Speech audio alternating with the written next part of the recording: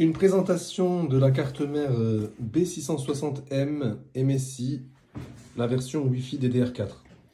Donc parmi les cartes mères B660, c'est certainement le meilleur qualité-prix. Pour quelle raison? Donc là, j'ai sorti la carte à l'instant. Nous sommes, je crois, le 12 février. Non, on est le 11 février, pardon. Et donc, regardez pourquoi ce choix.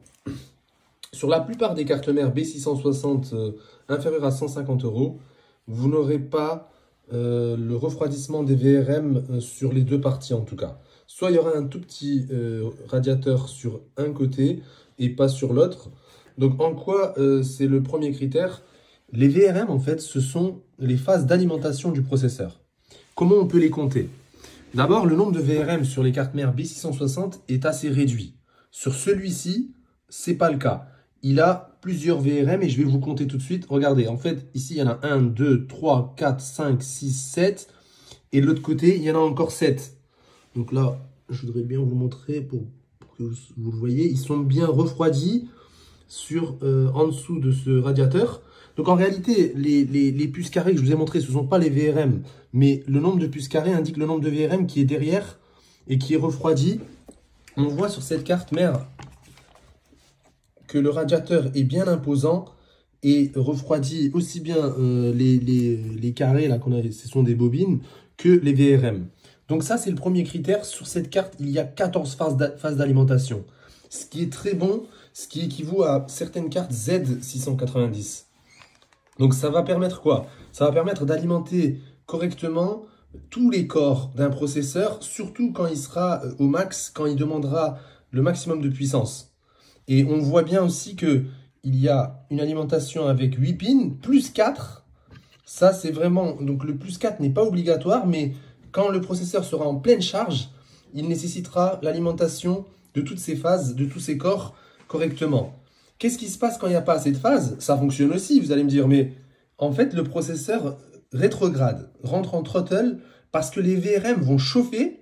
Chaque VRM, soit il y a une puissance de 60 ampères, soit 60 mA, soit 70, voire plus pour certaines cartes mères haut de gamme. Mais en général, ce sont des VRM 60 mA chacune.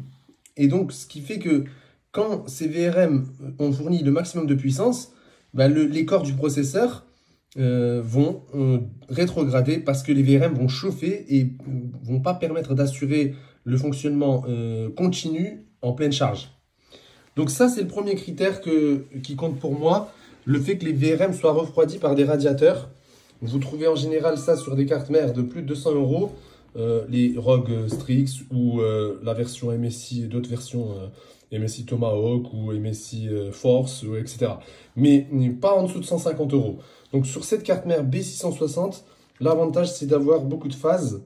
Ça, vous l'avez compris maintenant. Deuxième chose, bon, maintenant les radiateurs, le petit refroidissement des SSD M2 PCI Express 4. Donc là, il y a le PCI Express 4. Il y a un deuxième SSD qu'on peut placer ici. Et autre chose, le fait que le slot PCI Express de la carte graphique soit renforcé. Ce n'est pas toujours le cas sur toutes les cartes mères. Donc renforcé avec une plaque métallique parce que si vous mettez une carte graphique imposante, il faut que ça puisse supporter le poids parce que la carte tire vers le bas. Autre point positif, il y a la sortie, le port USB-C pour la façade si votre boîtier possède, et ça c'est de plus en plus le cas sur les boîtiers actuels, un port USB-C en façade qui peut être très utile. Et puis ensuite, bon, 4 slots RAM c'est le minimum. Et puis ensuite, les ARGB. Donc les ports ARGB, il y en a un là et il y en a un en bas. Donc il y a 2 ports ARGB et 2 ports RGB. Donc ARGB, c'est les JA Rainbow là. C'est 3 pins, c'est du 5 volts. Et les RGB, il y a 4 pins, c'est les anciens. Donc ça veut dire seulement toutes les couleurs, mais pas les couleurs de l'arc-en-ciel. Donc ils ne sont pas digital RGB. Mais donc ici, il y a bien 4 ports RGB, 2 ARGB et 2 RGB. Ce qui permet de brancher tous les périphériques. Comme sur des cartes mères haut de gamme, il y en a 4. Ensuite, le reste, c'est standard, vous allez me dire. Et puis, il y a Wi-Fi et Bluetooth intégrés. Wi-Fi 6E. Donc, la Wi-Fi 6E, ça permet d'obtenir des débits jusqu'à 2,5 gigabits par seconde. Donc, ce qui permet de supporter pleinement la fibre. Même si vous avez 1 gigabit en fibre, c'est bien d'avoir une carte Wi-Fi qui supporte. Et là, j'essaie de voir sa marque. Parce que dernièrement, j'ai découvert des cartes Wi-Fi AMD qui n'étaient pas top. Sur celui-ci, je pense que c'est un Intel. Quand je l'aurai installé, je le saurai. Donc Wi-Fi 6E et Bluetooth 5.2. Et puis ensuite, cette carte mère qui est à destinée professionnelle aussi, parce que il y a 2 ports HDMI plus 2 ports display. Ça veut dire 4 écrans possibles sur rien que cette carte mère.